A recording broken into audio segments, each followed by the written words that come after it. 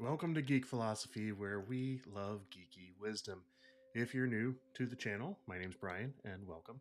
And today we're going to be talking about the Guardians of Getica, the playtest that we've been running, the materials that we've been updating. So if you're new here, welcome, and we're going to dive right in today. So hopefully we'll have some people joining us in the chat and contributing to the discussion a little bit. Normally we do, so hope everybody can make it this time. I know schedules are a little crazy all over the world because we've got people joining from pretty much everywhere that I can think of, at least from the main continents that we usually draw from. So, which is good here in Europe and also Australia and a few other places as well. But for the most part, we're going to be talking about a few things that we talked about last time, just expanding on them and seeing how things went. If we've got some people who played games recently, so that will be good. And then also just some new ideas that I had that I'm going to throw in there as we go. So if you are catching the recording of this, please make sure that you comment and add questions to it there as well, because we'll answer those as we can. And yeah, we're going to jump right in. All right, so we got a couple people joining.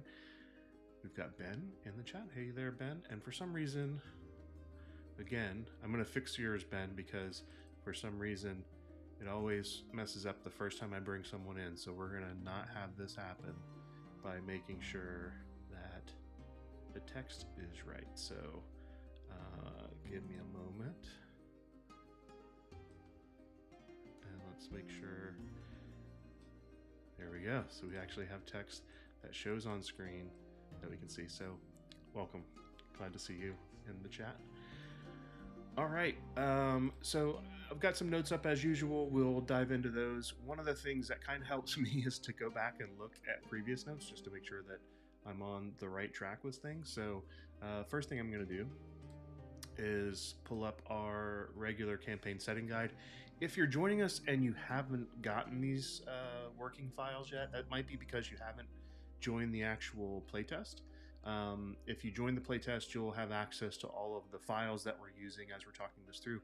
Normally, or I would say normally, but in the past few sessions that we've done, I've had just the playtesters involved in the live stream, and I've opened it up to pretty much everybody this time around. So, you know, welcome to the discussion. But if you want to get your hands on these documents, just sign up for the playtest. That way you can actually have the files that we're working with, PDF versions of them, and you can run them in your own game. And then when you come back to talk about it, you'll have some feedback specifically about how it's been going in your own campaign world. So I'm pulling this up just to kind of keep us straight. We were talking about pretty much everything last time.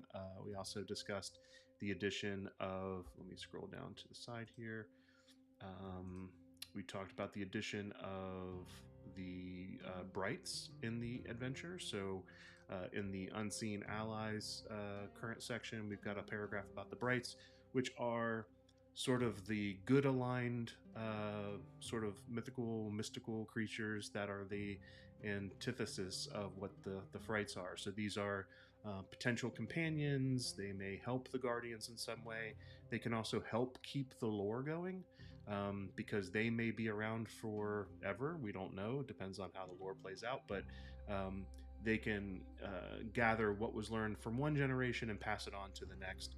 So this is sort of a good way of keeping the lore alive within the world, speaking to the new generation as the old generation may phase out and then return eventually. So a nice addition to the setting.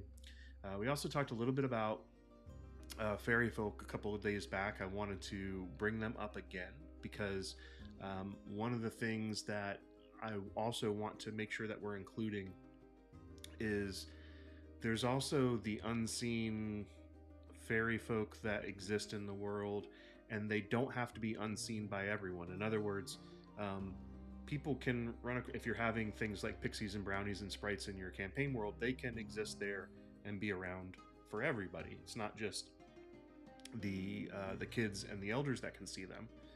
They, however, are in this unique category of them also being able to see the Brights and the Frights. So they kind of know what's going on, but because of their nature, are a little mischievous. They strike deals with people.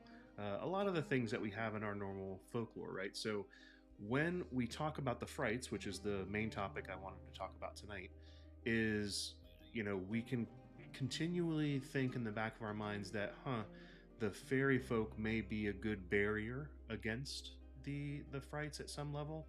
And we've added that into some of the campaigns that we've done, where some of the lore and the traditions can be such that the frights protect an area and keep it safe when there's no guardians around.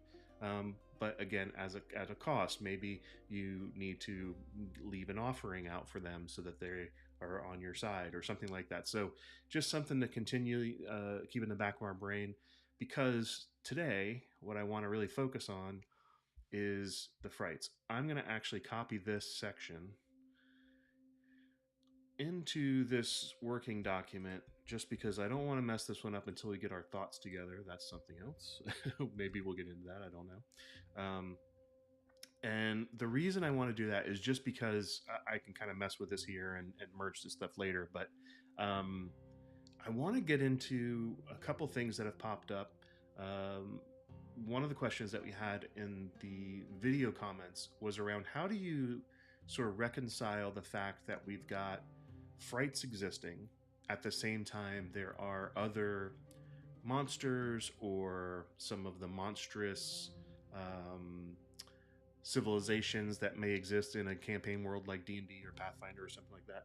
And so I want to think about what we could do to make it a little clearer for this kind of campaign guide of how you reconcile those two things happening, but also how do we play off of that back and forth a little bit. So just throwing that out there as a topic, but let me pause for a second. I'm going to go over to the chat. I know we've got a couple things. So great, we've got, definitely have Crystal and Ethan back with us. Thank you very much for joining as always, and then hello to them. Very good. And then one that came up, yeah, so I'm wondering if more of the evil fae would make some good frights, like hags, trolls.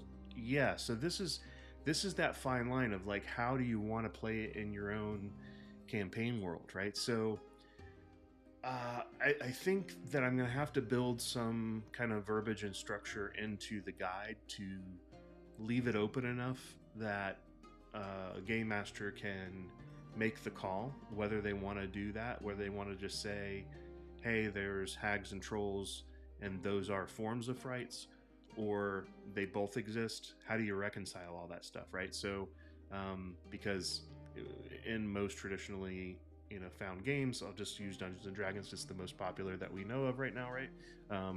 It's been around the longest, so they've been in the game, they've been around for a long time, and they're drawing from historical mythology in our real world that we're getting a lot of these creatures, right? So I think it's interesting to figure out like how they work together, which is kind of dovetails right into what we're talking about tonight.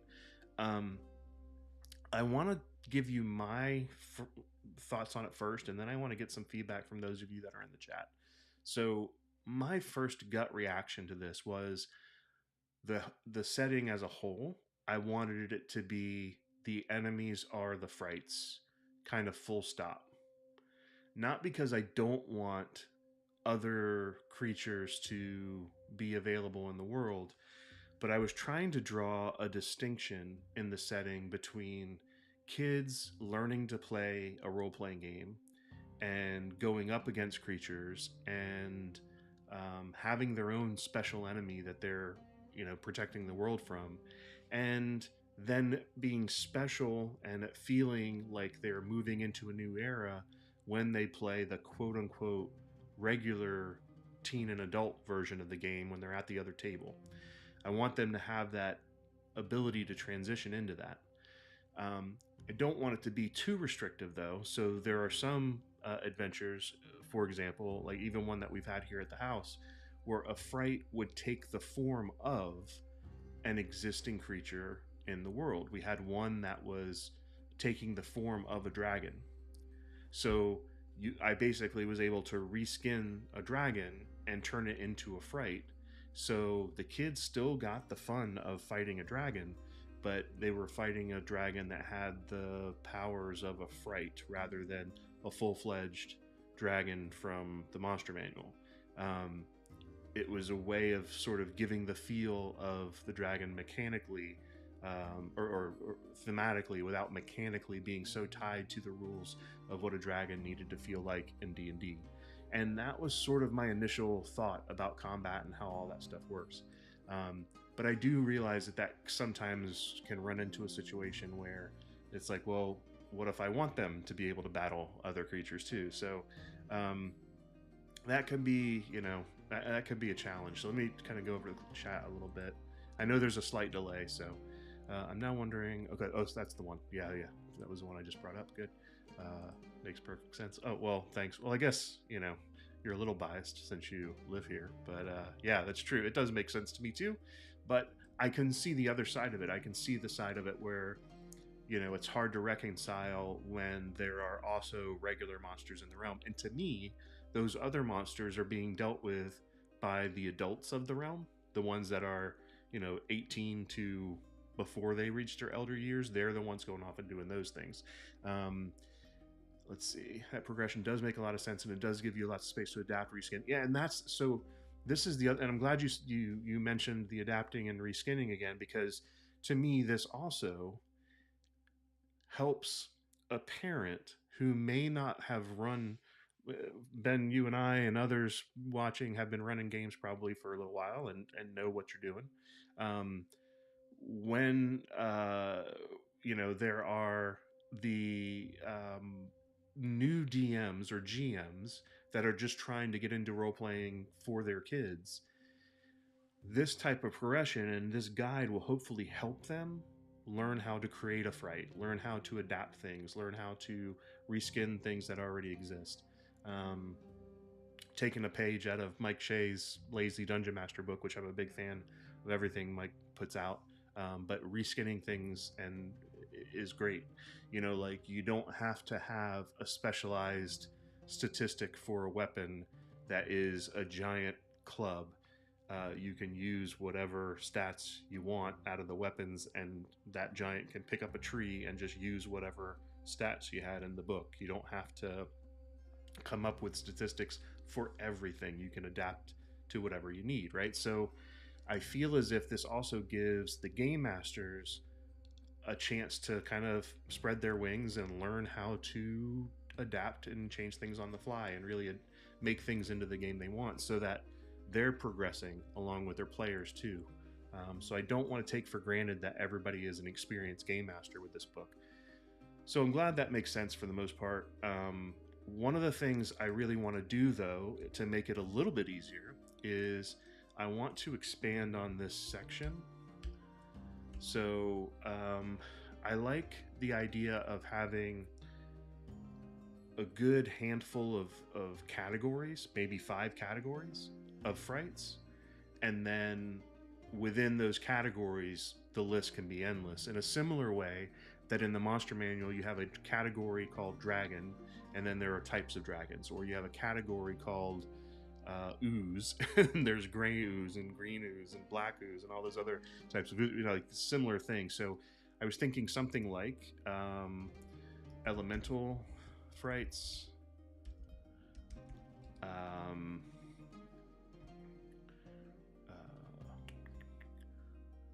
hey Drew, we made it. I know. I'm glad this worked out. Drew, you are one of the reasons why I made this go public, so that people would actually get the alert. And just for those that are watching, they didn't see the email. For some, you don't get the alerts if it goes live and it's a private feed. You only get the alerts if my understanding at least is if you have a public feed go, and then everybody can see it. So I wanted to make sure that nobody was missing out that have been contributing. So glad that yeah, indeed, glad you made it. So elemental frights is, I thought, one way of doing that. Another one that we could use as a category is maybe Bane. No, what do I want to say this? Nature Bane frights, and these names aren't the final. I'm just like trying to come up with ideas. So nature-bane frights meaning like plagues or curses on the land or crops going bad, things like that. Elemental frights could be things like storms, fires, flooding, all kinds of stuff like that. Let's see. We could do nightmare frights or fear. Well, I don't want to do fear-based because they're all fear-based, but like nightmare frights are a little bit more in the dream realm. We've had a little bit of that recently. I don't think I released this one yet, but I will once I clean it up a bit. At home, we ran ended up being a two-part just because of our schedule, not because it needs to be run in two parts, but we ran one that was about the fear monger, which was a fright that was based on basically the scarecrow stats of 5e, and I just reskinned it and changed a bunch, but it had the same type of fear effects, but also twig blights, like where he was summoning twig blights, and I turned those into frights. The twist at the end was that the fearmonger, and I can say this because both Crystal and Ethan already finished this session, but the twist at the end was we were using minis, and I had this big honkin' mini that we put together that looked really cool, giant size mini, but really it was just because of his fear that he looked so big, and his presence was kind of looming, but he was really the size of one of the twig blights, and when they banished him, they found that out. So that was one of the kind of cool tricks to it. Constructs are a category I was toying with. Yeah, animated frights. I like that. The constructs. There we go. Closed the wrong thing. So construct frights. I like that. Again, I'll play with the names of all these stuff, but the categories are more important. Scarecrow ID, and then the other thing is something like maybe the elemental is also fits, but like we had the Iron Bane, so I'll put XYZ Bane. Like meaning like they corrupt a specific type of thing. Like we had the Iron Bane, Rust Monster-esque type fright. And so, if you guys think of more, either add to the comments as we go or add to the comments in the video if you're watching this later. I'm also going to take a look at some existing categories of monsters within, bestiaries and monster manuals, just to make sure I'm covering all bases. One of the things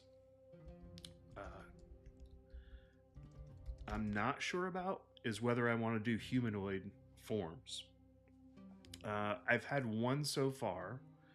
That was when I did the night frights. I also did the night KINHT fright in that adventure, and it was a good idea, and I think it worked well. But I almost feel like that was more of a construct. It was more like a suit of armor. It was like animated armor type of a thing. Maybe that's in the same category. I don't know. I'm going to put it there just so we don't forget it. But those are another sort of category. I am a little leery of doing the humanoid races or species. I know that traditionally we've got things like goblins and orcs as monsters. Things in recent years, whether people are on that bandwagon, I happen to be on that train. I like the fact that we've got good goblins and good orcs these days. They're not all bad just because of how they were born, and they're not necessarily monsters. That's just my opinion. Everybody run it differently at their own table, but I'm a fan of that since they are now playable species or races in a lot of games now. I don't want to make a kid feel like they can't play an orc or a goblin if they really want to, right? So I'm leery about making monstrous, quote-unquote, humanoid races be something to include in the variety of frights. I want to make them more along the lines of, what their actions are, what they're trying to do, what the fear involved is trying to be, how they're trying to harm the world be the issue, and rather than how they were born, basically. So, and frights, again, as far as we know, aren't born. They are manifestations of some type of fear. So let me go back in. So yeah. So Volt Fright, Flare Frights. I love this too. So Volt, Flare, Ice, etc. Love that. That's a good way of doing that. And then specifics like teleporting, vampiric, heals on a hit. Those are all amazing ways to look at it, right? And this is what I want to do, right? I want to make sure that we've got enough category that we can add to the things and make enough members of that category as we can. That makes sense. So really good. We ran the Night Fright as a boss in our game. It worked well as a character that could potentially return from being banished. No, I love that. That's a great concept. The same for the Fearmonger or the Scarecrow Fright. Potentially, depending on how things go, you could have that one also come back from being banished. Most of these could, kind of pop their head up again if they need to. So, awesome. I love it. One of the other things, again, I want to scroll down just a bit. Keep your thoughts coming in the chat. I'll pop over as we can. But I always want to think about the concept of battling, banishing, and warding. Those are three things that give us flexibility with how we approach both putting a game together to run, but also helping players as they're learning how to play a role-playing game, helping them come up with different strategies besides just going in there and battling. Obviously, we've got our Asteri Steel and our Ironwood and all those things, but we also just knowing, about the weakness, knowing this came up, and it was really great. And I'm glad that both Ethan and Crystal thought of this. They remembered from the first time that we had the Night Frights that when we were in a dark area, the candles or torches or lanterns, the man-made or person-made light worked well against these creatures. And so they tried it when they went into the main lair with the Fearmonger. And of course, the Fearmonger being the Fearmonger, told them, ha, you will not be able to banish me with your fire. I did it better than that one. I think I did a better voice then. But anyway, not going to recreate it. But basically said, your torches don't frighten me, and all of those kind of things. So at first, they think, well, that's not going to work, and dropped their torch, and then they just went to using whatever they had to do, not thinking, oh, this guy can lie. And maybe he's just saying that so that you wouldn't use the torches. And then they both eventually came around and said, no, you know what? I noticed that that torch I dropped, they're kind of going around it. So knowledge of the frights can be just as much of an important piece of the puzzle. You sometimes could go in with a huge advantage the more knowledge you have, which is their biggest weapon, right? Making people forget when they get to a certain age. So this is another thing I really want to make sure that we're working in when we come up with the fright. We also need to come up with, how is it banished? What are the things that would ward against it? How could something be worked into a message so that people spread a tale about whatever in the realm, and it makes the fright stay away because of the things they're doing? So just something to think about. So okay. You mentioned oozes before, which I think could be a great category. That is great. You play around with it. The gelatinous cube fright must appear. Yeah, it's iconic. You have to have it at some point. So this is a good time for it. And what's cool about a gelatinous cube fright in a kid's campaign is that there's no reason why it couldn't start as a small bowl of Jello. Just have fun with it. It doesn't have to be the big gelatinous cube in the dungeon. All kinds of ways that people can be like, I'm not eating that Jello. Let's not. So anyway, just throwing that out there off the top of my head. You did a great voice. Okay, well, thanks. Again. Yeah, those who those who say the frights are afraid of something themselves. That's right. Yea to those, like, and that's what we're trying to do, is to kind of turn the tide against what we're trying against the enemy, right? So that they can feel the fear that a lot of the other people are feeling because of them. The whistling mechanic for Ironbane frights could make an easy return as well. Absolutely. So all of these things are, again, we want to put into the game so that the players think of them, try them. Maybe they'll work for some frights, maybe they won't, but then let them discover other things that may work as well, right? So yeah, it's nice to be able to have the yes to monstrous desserts. Yes, absolutely. So yeah, I think this is, you get the feel for it, and I think, in a lot of ways we're all having flashbacks to the Blob. Yes, of course. And keeping it light, keeping it fun. It's a kids game, but also making sure that they get a chance to figure out some tactics. And the biggest thing that, and I want to pull this back up, is when we get to the point where we have the end, and again, we did this at the end of our game this weekend, and it worked out really well, because this was the first time we'd actually, I have to give credit to Crystal and Ethan. They're playtesting everything with me, so they're having to change their character sheets and their papers all the time, because every time we come up with a new idea, they switch to using that. So it's trial by fire, and they're doing really great with it. Having said that, this worked really well, even with them helping me build this to begin with. So when we returned back to Guardian headquarters, again, I always try to make sure they start at Guardian headquarters, they end the mission at Guardian headquarters. Then instead of me saying, here are the badges or the points you earned for your badges, I throw it out there to them and say, okay, what do you think? Did you earn any points towards any of these? Which ones did you think that you might have accomplished? So we went through, and they just decided which ones they thought they got, and it works out better to put it back on them, I think, because they're remembering the adventure, they're going through and kind of thinking about what they did from beginning to end.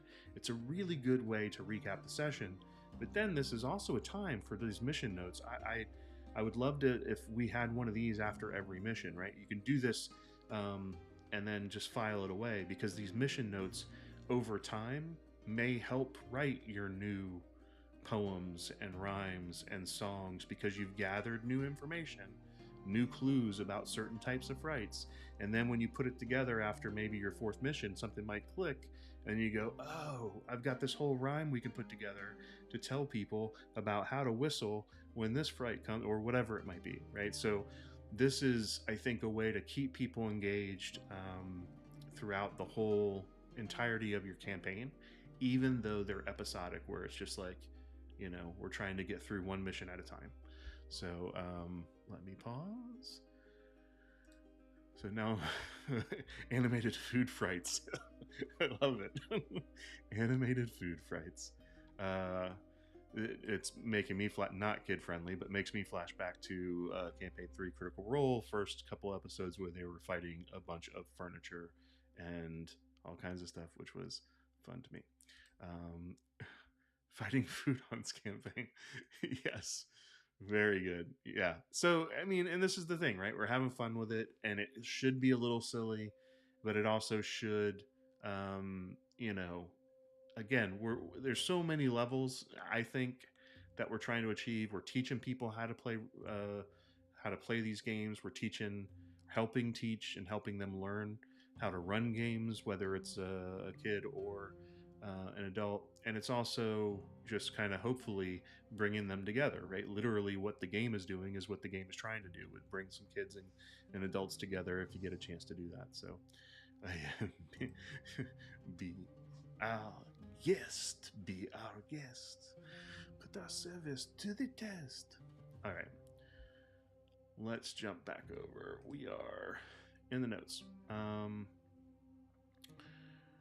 Now, I'm gonna take a brief pause on frights, even though tonight was really all about the frights, just because I had an idea pop into my brain today. And let me just make sure I get caught up first. I agree, it's a great idea to get the players to recap. It gives a good sense of ownership. Absolutely. And I know, and I still stand by this, that we're making this system agnostic, so you can play D&D, Pathfinder, whatever. But part of me also said, you know what? Maybe there is something to having, a quick rule set in case nobody's played any of those games before. Maybe a page or two tops of how to run certain things. So I'm not sure if this is going in, but I wanted to mention it since I was on the stream. And these are just notes at this point. I am considering having a sample, really pared down version of a D20 roll plus a proficiency. So, instead of people rolling stats, and this is again, if you don't want to use 5e or Pathfinder, you just want to use it right out of the book and just roll with whatever's in here, then it could be something like this. I'm adapting the skills from 5e, basically putting them into categories, but I've also enhance the categories a little bit by having athletics is like the only strength skill, I think. But what I'm doing is I'm adding melee combat as a skill, athletics as a skill, ranged combat under dexterity, along with the others that are kind of the normal dexterity ones. Constitution didn't have much, so I'm using endurance and fortitude as skills. It's kind of splitting hairs a little bit, so we'll see how this turns out, but really like their health versus their stamina and their resilience. Then you've got things like all the normal intelligence-based skills, wisdom-based skills. This seems long, but this is just my notes. I'll clean it up and make it much shorter. And then charisma. And this is how it will play. As a whatever role, you have proficiencies in all or a certain amount of these things. So maybe you're proficient in melee combat, athletics, endurance, and insight. Maybe you have some that you get from your role and others you get to choose, similar to what we did on this sheet where you get some and then you get to pick something, right? Instead of having a proficiency bonus score that levels up as you go up, it's a D4. So, for anything you try to do, you want to attack, you roll a D20. If you're proficient, let's say you're rolling to hit with a sword. If you're proficient with melee combat, then you also get to roll the D4 with it and add it. If you're not, you can still try to hit them with the sword. You're just not really good at melee combat, so you don't get to add the D4. If you're trying to attack with a spell, forget the spell slots. You roll a D20. If you're proficient in that spellcraft type thing, you're going to add that D4.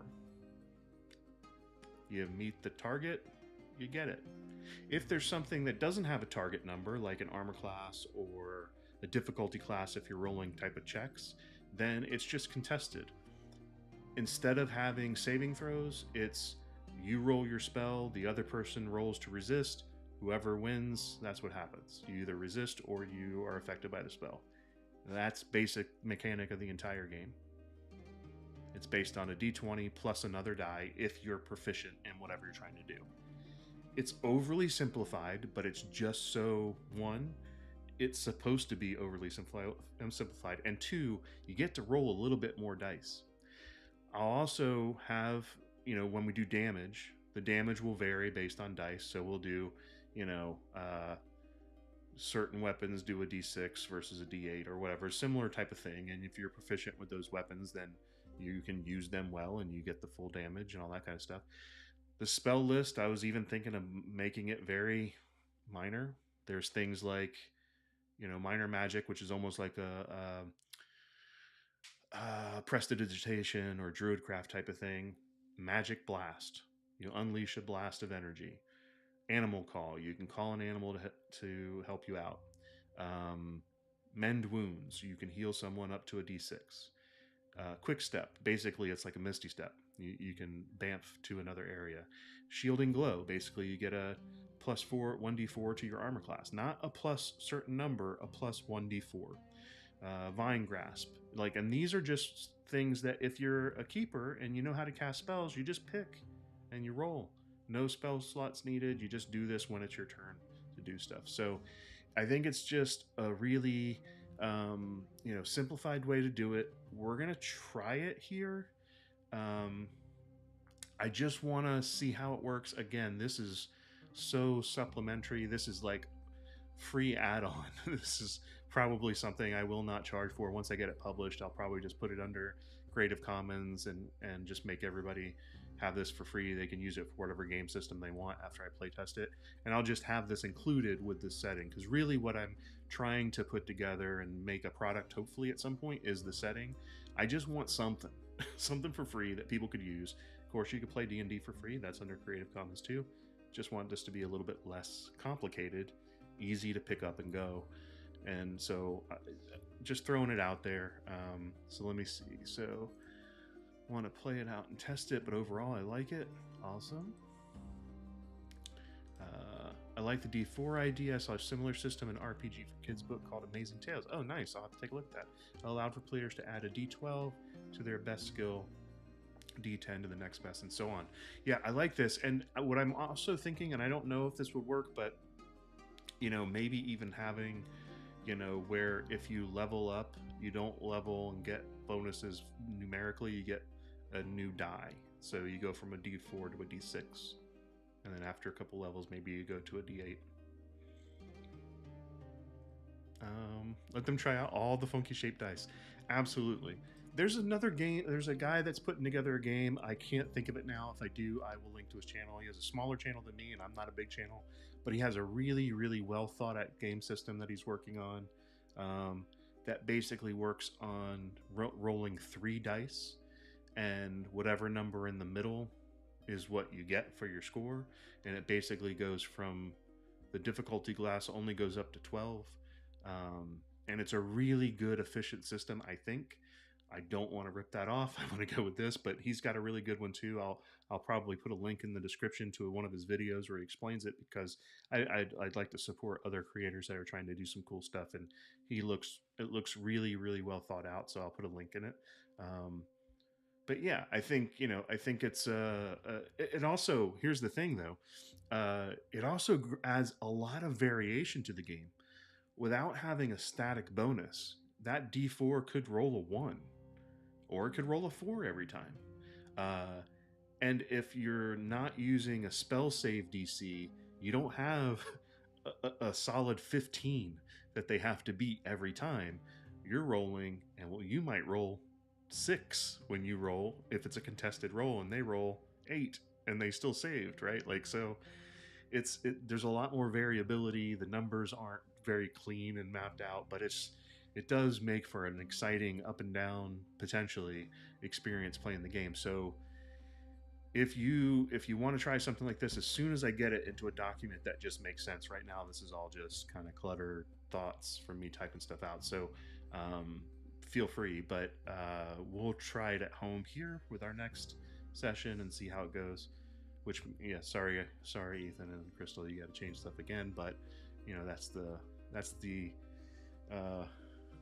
pain of having to playtest our own system. So but it'll be fun. At least we get to play more. All right, so that was kind of an off step on this. So before I close out, if you think of anything for the frights, if you think of anything to help with the idea of brights, by the way, I will say, at our house we found our first bright at the end of the game. The Fearmonger, the Scarecrow analog, had captured one of the brights. The way I ran this, do it however you want, obviously, in your game, is that the bright was almost a cloud of energy that once they started talking, it kind of almost formed into a face, like an emoji face, almost like a Zordon type thing from the old school original Power Rangers. But anyway, like it turned into that, and then as they kept talking to it, it was asking like, what form should I take, and things like that. And so it basically let them decide the shape and the name of the Bright. So they now have a Bright that is a dog named Bart. So and that's what it is. So you can do a lot with these. You could also have found a fully formed Bright. I'm not sure, and I don't want to say on the stream while I have my players on, is how and why they didn't have a form already, or if that's always the way it's going to be yet. I'm not sure I'm going to do that, but just something to think about if you are also starting to use brights in your campaign. So, all right, I'm going to give it a second because it takes a minute for these to come through. But before I wrap up, is there anything that I'm missing? I didn't lock that down, I guess. There we go. Like a sword that gives +2 melee stat, and they start with a 1d4 attacks. Also increase their proficiency with it and gives 1d6. I like that. Yeah. So it depends on how you do it. Like I think what I'm gonna do, Drew, is maybe even take all the +2s out of it completely and just say, if you're proficient, you get to add a d4 to your d20 when you roll attack. Maybe if they're proficient in the sword and in melee attacks, they get to roll 2d4. I don't know. We'll have to see how that goes. But and if they move up in progression and their proficiency, just like when your proficiency score changes in 5e, the score wouldn't change here. Just the dice type would change. It would go from rolling d4s to d6s. So we'll see. But you try it however you want. I'm not saying don't do that. This is just like obviously just an idea. So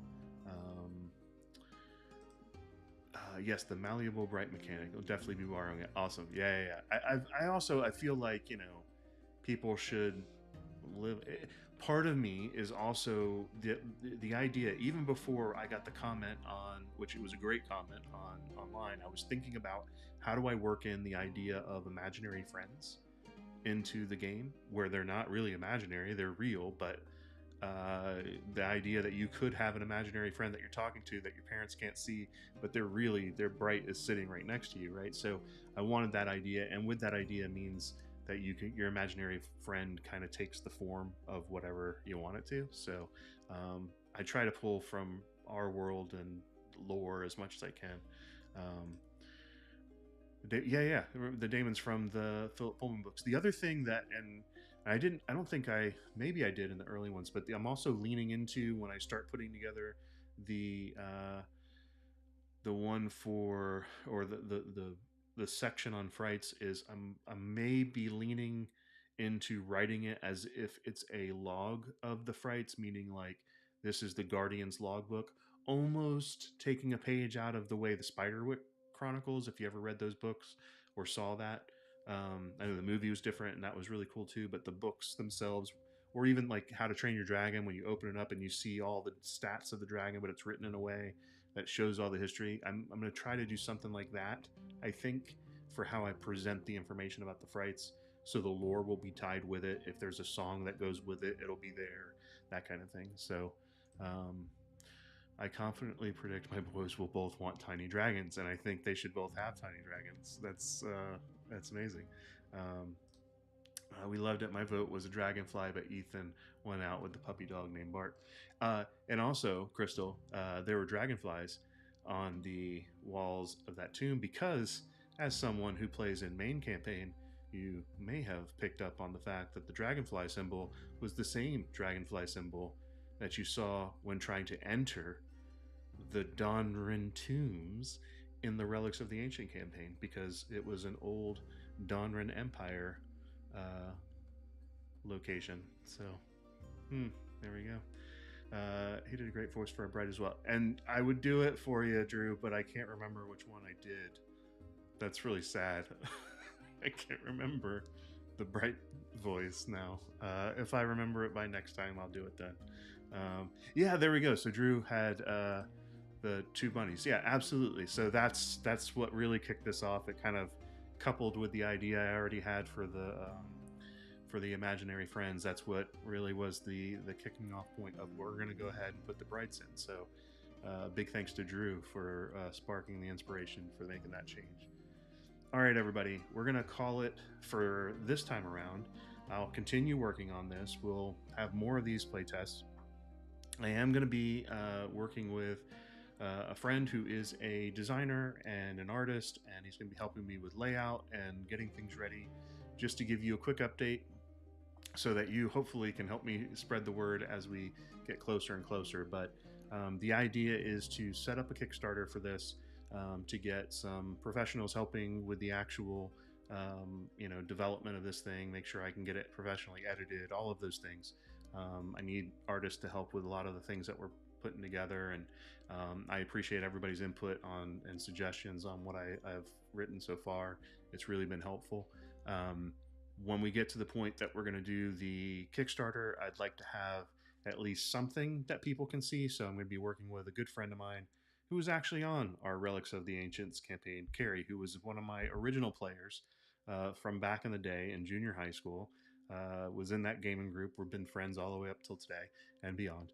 And he's very, very talented, and I think he and I are going to be meeting regularly to put something together that we'll have to show during the Kickstarter, to at least have people get a feel, like a sample that they can download so that they can see, here's what you're kickstarting. So when we get to that point, we'll have something ready, and all of the work that I'm going through now and the input and feedback you're getting me from all the playtesting you're doing is really, really beneficial. So I really appreciate all of you coming in and helping with that. So so yes, thank you, Drew, for the Brights. It was a light British cheery voice. And now, yeah, you really put me on the spot because I've got people from England, or at least Great Britain, that are going to immediately know that my English accent's no good. But thank you for giving me the inspiration. No, yeah, I it's all part of the community, right? There's very few true original ideas. We all just take things that we really like and try to take and put our own spin on it, right? So we've been telling the same story since we were telling stories around campfires as early as our history goes, right? So mind blown by the Domran Tomb connection. Yes. Someone that knows that puzzle that got us in, it was on the walls. When they got in, they started realizing that the cave was also constructed, and there were these little Donran Tomb dragonflies. And again, it's a great way for someone. I'm going to sign off, but again, this is the reason why I want it to be a sub-setting, to exist in the setting of something that you've already put time and effort in playing with adults. There's no reason why some of that stuff can't exist in the game with the kids too. You put all that time in developing all this backstory, some of which you could never fit into your other games. Well, now you can use it. You just got to tone back some of the violence and some of the other stuff just to make sure it fits in a kid's game. And yeah, it works out pretty well. So, I could imagine this fitting in to the Exandria world, like, and being like another layer within Critical Role. Like Critical Role's, the cast of Critical Role could play this setting on Exandria with their kids. It would still work. And then as they get older and they're able to do all the stuff in the regular campaign world, they could go connect with that stuff too. And if you have that in your mind as a way of making the connection, man, this goes on forever, potentially. You can make this really be a generational thing that sticks with your family. All right, that's enough of me rambling on.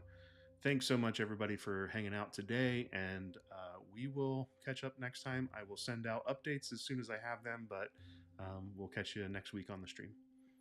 Cheers, everybody.